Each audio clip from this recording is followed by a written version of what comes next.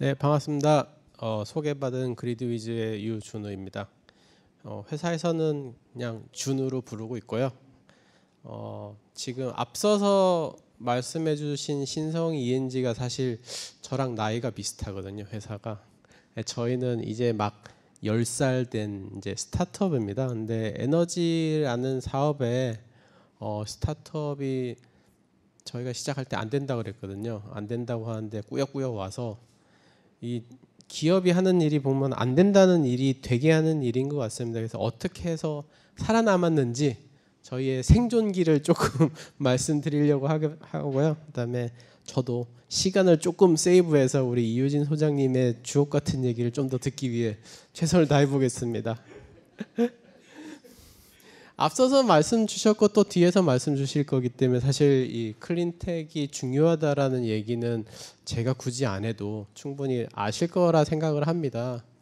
그 중에서도 저희는 에너지 분야를 하고 있는데요. 탄소 중립과 재생에너지 이런 부분에서 굉장히 시장이 크게 성장하고 있고 또 글로벌로 니즈도 굉장히 커지고 있습니다. 근데 한 가지 아쉽다면 글로벌 상황과 이 대한민국 국내 상황이 조금 다르다라는 게 좀 아쉽게 생각하고 있는데요.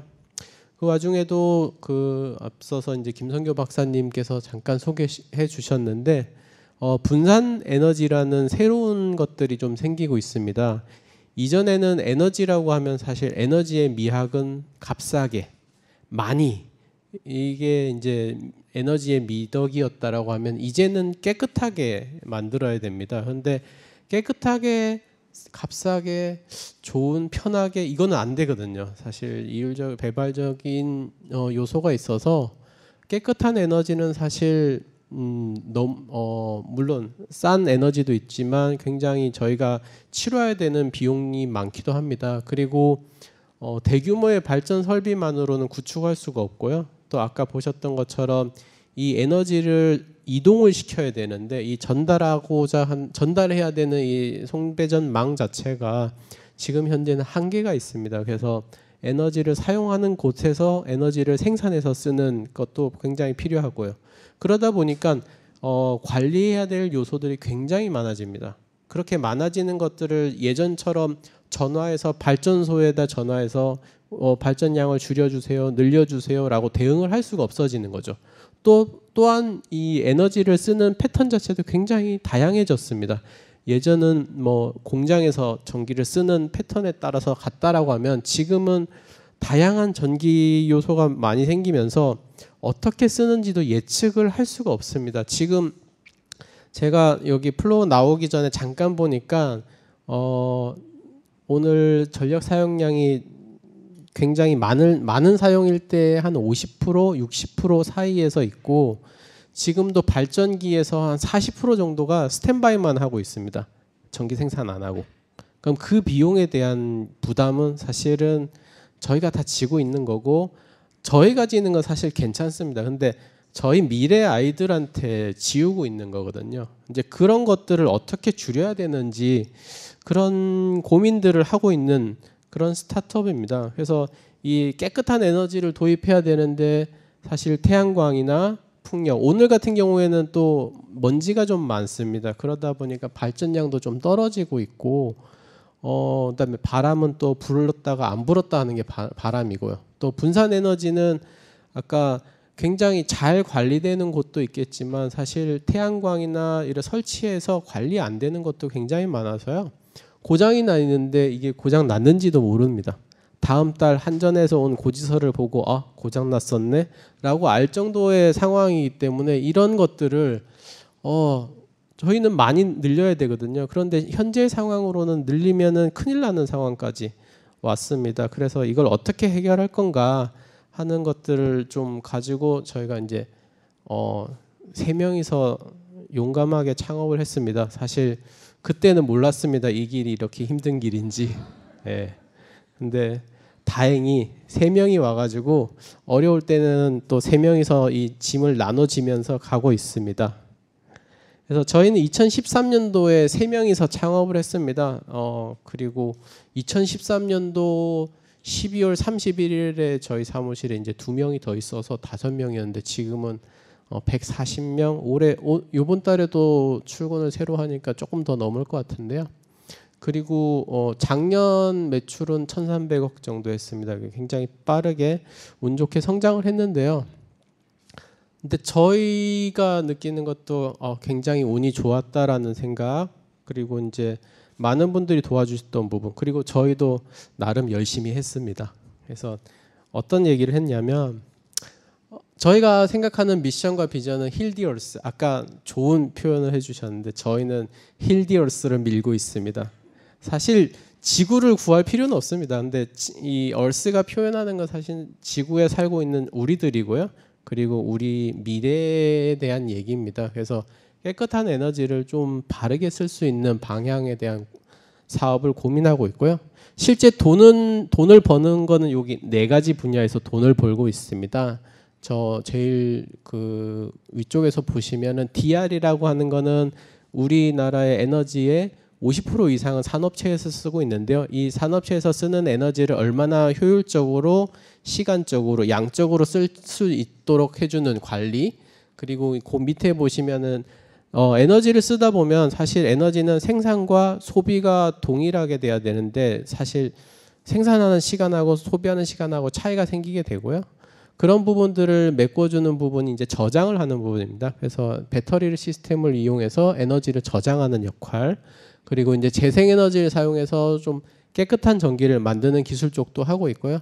마지막으로는 최근에 가장 많은 전기를 쓸 걸로 예상되는 전기차 부문, 그렇게 해서 4가지 부문에서 어떻게 하면 우리가 효율적으로 에너지를 쓸 것인가라는 기술에 좀 집중을 해서 기술에서 시작해서 지금은 서비스까지 하고 있는 회사입니다.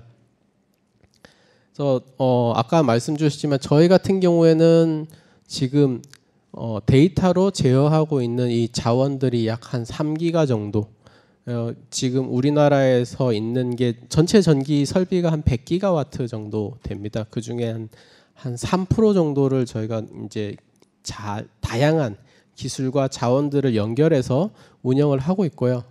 저희 이제 목표는 좀 더 많은 양을 깨끗하게 공급하는 부분에 있습니다. 그래서 이건 저희 사업적인 실적이라서 빠르게 넘어가고, 그리고 이제 저희가 깨끗한 에너지를 하는 회사로 성장을 하면서 또 하나의 고민은 이제 기업으로서 이 사회에 어떤 영향을 미칠 것인가도 고민해야 되겠다라는 이제 생각들이 들었고, 특히나 그 타이밍에 이제 ESG라든지 다양한 이슈들이 또 사회적으로 나왔습니다. 그래서 ESG가 나왔을 때 의무가 될 수도 있지만 사실은 하고 싶은 부분이기도 했습니다. 그리고 ESG에서 큰 부분인 인바이러먼트 섹터는 에너지를 하고 있는 저희 입장에서는 사실 저희들의 고객들이 갖고 있는 문제점이기도 해서 이 문제점을 저희가 직접 해결하면서 풀어보자라는 방식으로 저희는 ESG를 접근을 하고 있고요. 그래서 아직은 공시의 의무가 없는 작은 회사지만 저희 나름의 ESG 보고서도 작년에는 작성해서 공시를 했고, 그다음에 저희가 쓰는 모든 에너지에 대해서는 24시간 카본으로 전환해서 트래킹을 하고 있습니다. 저희 자체 시스템으로 하고 있고요. 그다음에 사용하는 에너지는 아직은 저희가 직접 생산은 하지 않기 때문에 소비량이 많지 않아서 쉽게 이제 아리백도 달성을 해서 작년부터는 재생에너지 100%를 하고 있습니다. 그리고 회사에서 사용하는 차량도 전기차로 100% 전환해 가려고 하고 있고요. 지금 현재로는 한 50% 조금 넘는 수준, 그리고 내후년이면은 100%도 가능할 걸로 계획하고 있습니다.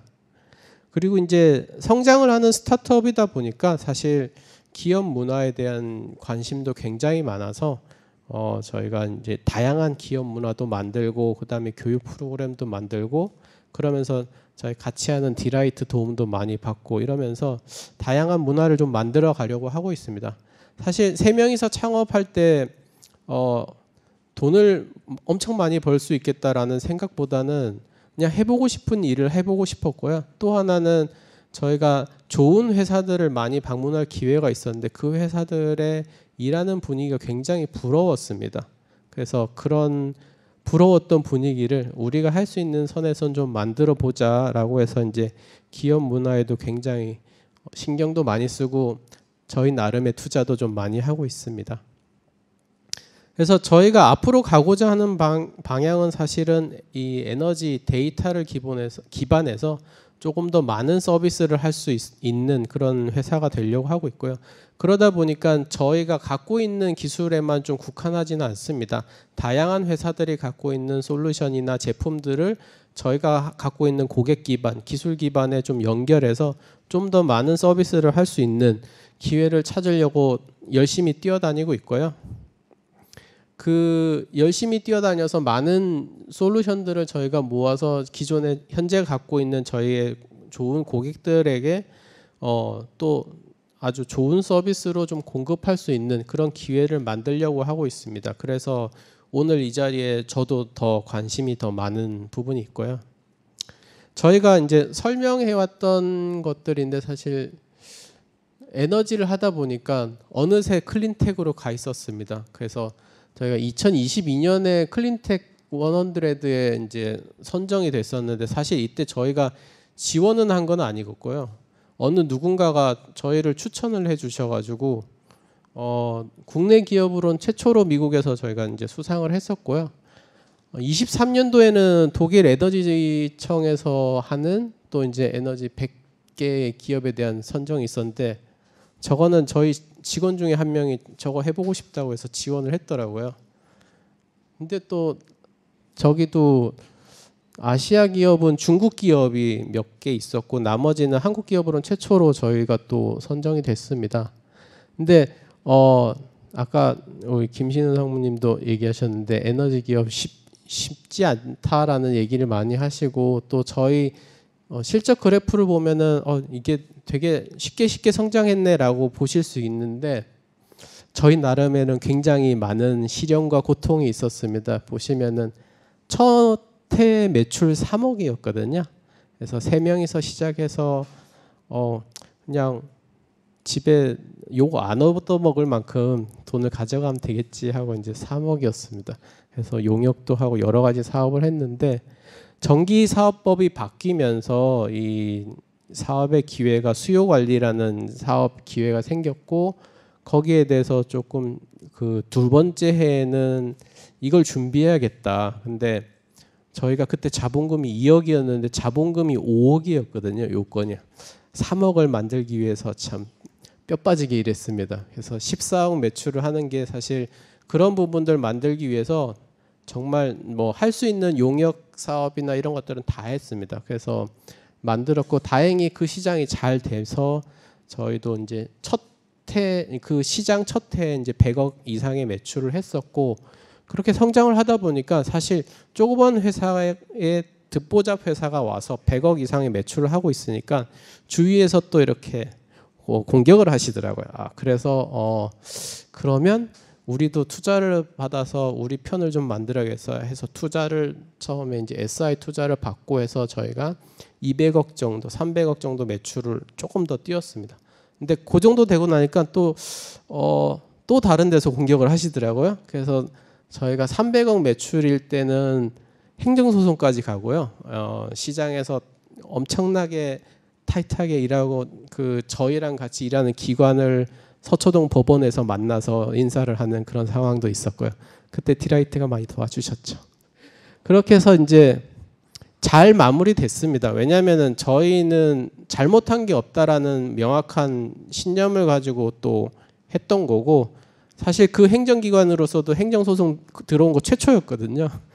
근데 지금은 되게 사이가 좋아졌죠. 한번 싸우고 나니까 사이가 좋아졌고 그러면서 저희가 400억대 매출까지도 성장을 했고 그 다음으로는 또 한 번의 시련이 있었는데 저 때는 저희가 M&A를 했습니다.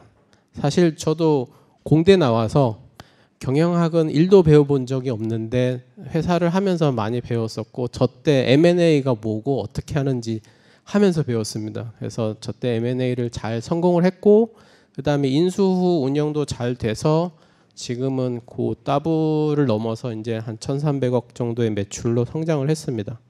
근데 참 저도 이제 회사 내부에 가서 우리는 왜 1년이라도 좀 편하게 가는 날이 없지? 라는 얘기를 많이 하고요. 올해도 사실 작년에 1,300억을 했는데 올해도 또 다양한 이슈가 있어서 굉장히 어렵습니다. 어려운데 다양스럽게도 글로벌로 에너지 시장이 굉장히 빠르게 변하고 있고 기회도 굉장히 많습니다. 그래서 저희 계획은 내년과 내후년에 또 한 번의 점프를 하려고 준비하고 있습니다. 그래서 이제는 점프폭이 또 크겠죠. 예, 지금 기대치가 있기 때문에 지금의 더블 정도로 한 번에 올려가려고 하고 있고요. 그러다 보니까 이제는 조금씩 무릎이 아파오기 시작합니다.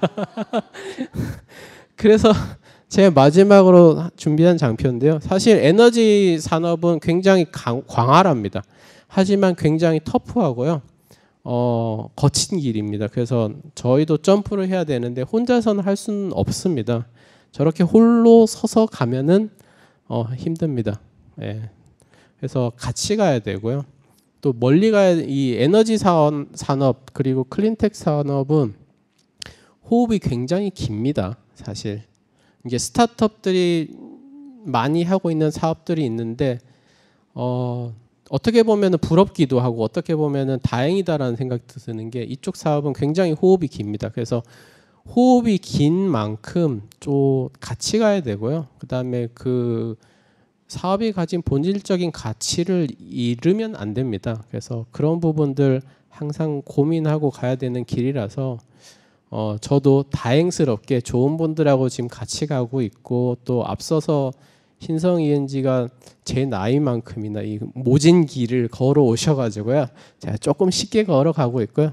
저희도 저희 나름으로 이제 10살이 돼서 새롭게 시작하는 분들이 저희도 지금 상장을 준비를 하고 있습니다. 그래서 창업을 해서 투자를 받고 M&A도 하고 상장을 하고 하는 그 과정들에서 굉장히 많은 이 에러를 했거든요. 예, 실패를 많이 했었고 또 성공도 많이 하고 있는데 그런 과정들에 저희가 겪었던 실패는 최소한 겪지 않았으면 하는 마음으로 여러 스타트업들하고 같이 가고 싶은 마음 또 여러 좋은 분들하고 같은 고민을 좀 하고 싶은 마음이 있습니다. 그래서 오늘 행사가 그런 시간이 되길 한 번 더 빌고 또 이렇게 자리를 마련해 주신 신성 ENG에게 또 한번 감사 인사드리겠습니다. 고맙습니다.